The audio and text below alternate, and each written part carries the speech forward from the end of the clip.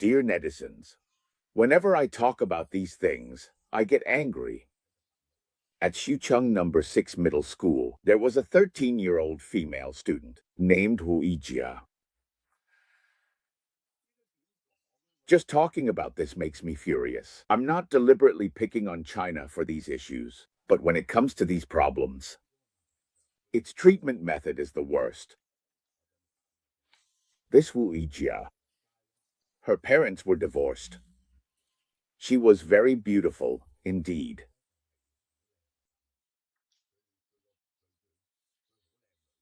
Very smart, but that teacher really disliked her and singled her out on purpose. Her family situation was very tough. Her parents divorced and disabled family member, but she was very bright. In 40-degree weather, the teacher punished her to run laps, making her run until she was completely exhausted. And every day, the teacher would target her with scolding, making her stand at the classroom door. She stood for several days. In the end, she jumped off a building and died.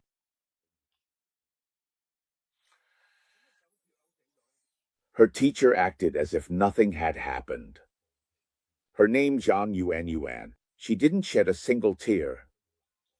When the parents came, she was still in the principal's office, playing on her phone, scrolling through Douyin. So what happened next? In the end, students and parents stormed the school and trashed the place, even beating up the principal. As a result, the riot police were sent in to suppress them. They arrested the students and parents. The father of that girl was probably threatened. He said, "Things have been explained. The school has handled it well, and there's nothing suspicious." That's the first incident. Let me tell you, cases of students jumping off buildings, suicides, they happen all the time, even in Hong Kong. Why is that?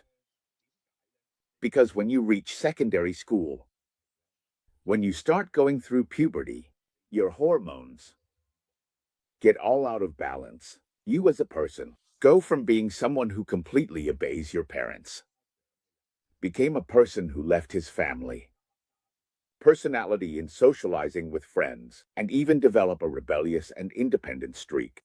So it's really easy to have emotional problems. You might think of jumping off a building. Hong Kong students jump off buildings a lot of the time. Let's put it this way. Parents have really high expectations for their kids, and the kids feel like nothing they do is good enough. Or they have conflicts with their family, jumping off building like this. There are also cases where it's because they're being bullied by classmates, those where they're bullied by their peers at school. This is also a really serious problem. But what's the worst thing about all this? It's that if someone makes these kinds of complaints, like they say they're being bullied by classmates or targeted by their parents, the moment when the teacher pointed the finger at me, how do schools actually deal with these issues?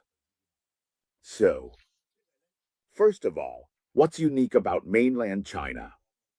The downside in Hong Kong is that many of those prestigious schools don't cover things up like that, but they'll tell the parents, "Let's not make a big deal out of this. Let's settle it privately." Because they're afraid of damaging the school's reputation. But society in mainland China is different.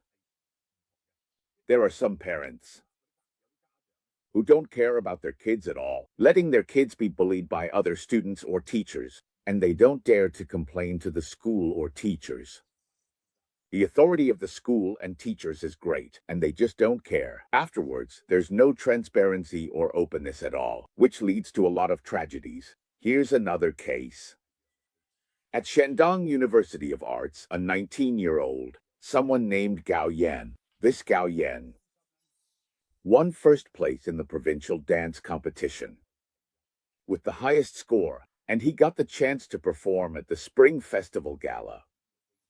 Pretty impressive, right?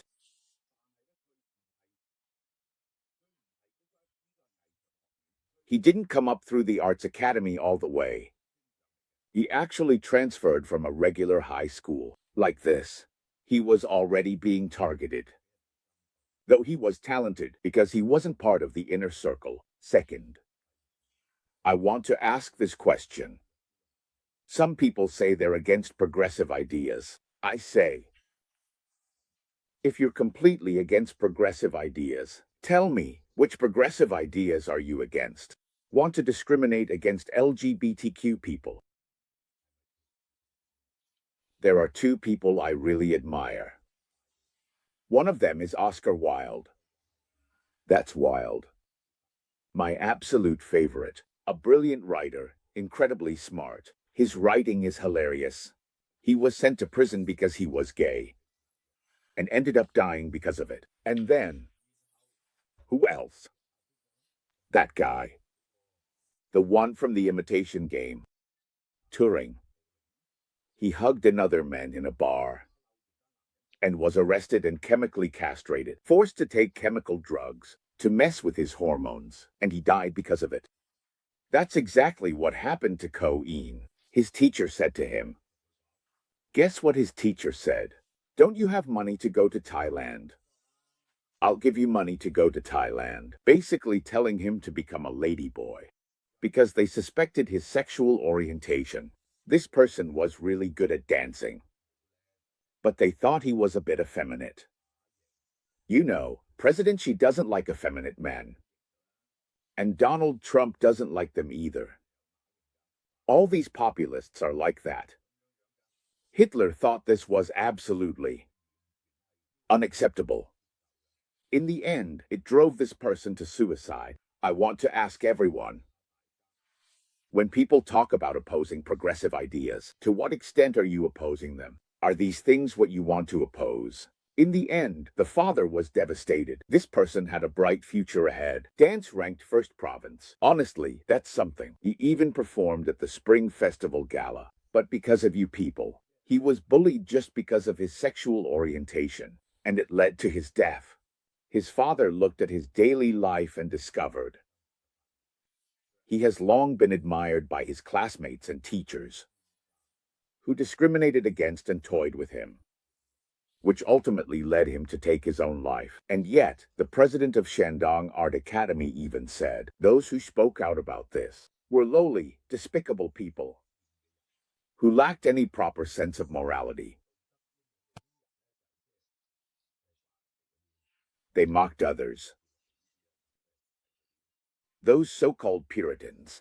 All these people always say, men need to be strong, very masculine, and women have to be feminine, petite and delicate. Otherwise, they just can't accept it. This really made netizens furious.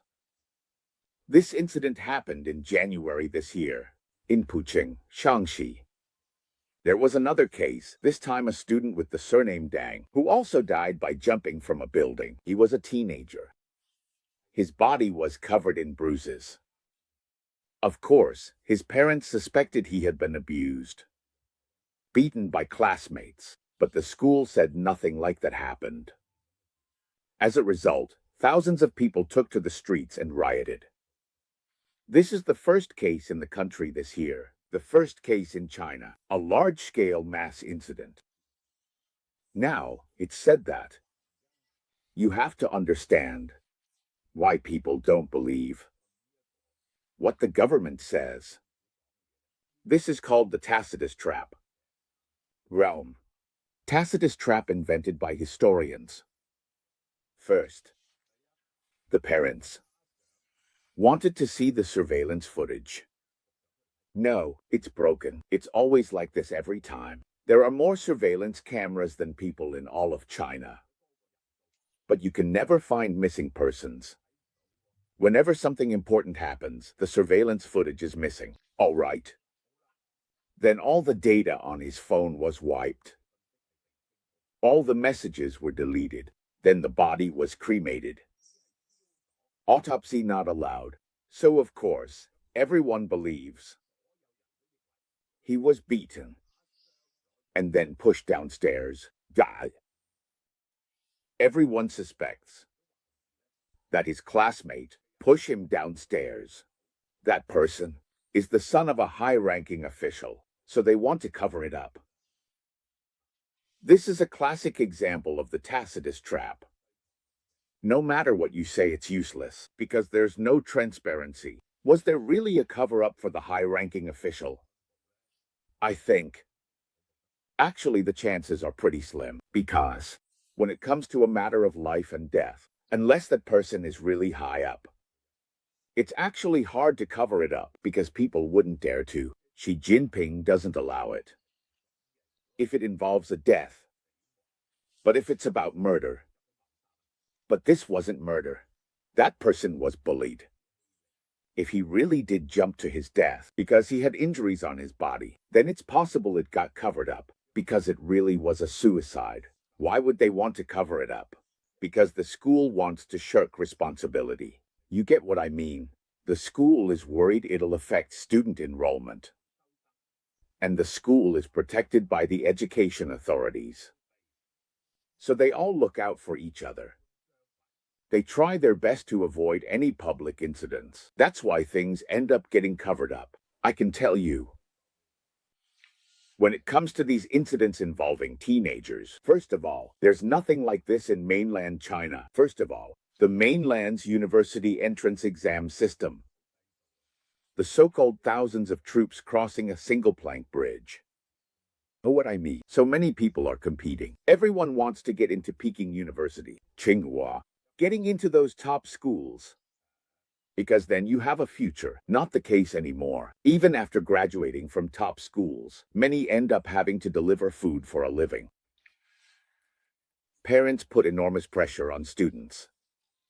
And schools also put a huge amount of pressure on them. That's the second big problem. The third major issue is the level of tolerance for violent behavior on the mainland, which is much higher than in Hong Kong. What does that mean? It means if someone hits another person. In Hong Kong, if someone assaults another, if you touch someone, the police, unless you have a lot of influence, they'll ask if you're okay. You want to sue him. They'll charge them. That's a criminal offense. But on the mainland, it's not like that. If no weapon was used, right? If no weapon used, they let it go. You two sort it out yourselves, and that's the end of it. So basically, that's how it is on the mainland. If someone hits another person, and you go ask them, why did you hit them? He owes me money. Well, that's not right. Owing money. It doesn't matter if they owe you money or not. It's still wrong to hit them. No, I mean, I have a friend. A real friend of mine, his brother-in-law, was seduced by a woman. His sister and he went to find that woman to beat her up. During the fight, they grabbed a brick. He picked up a brick from the ground, shot that woman. 2 ribs with it. When the police arrived, they asked him, why did you hit her? He broke 2 of her ribs with a brick. She seduced my sister's husband.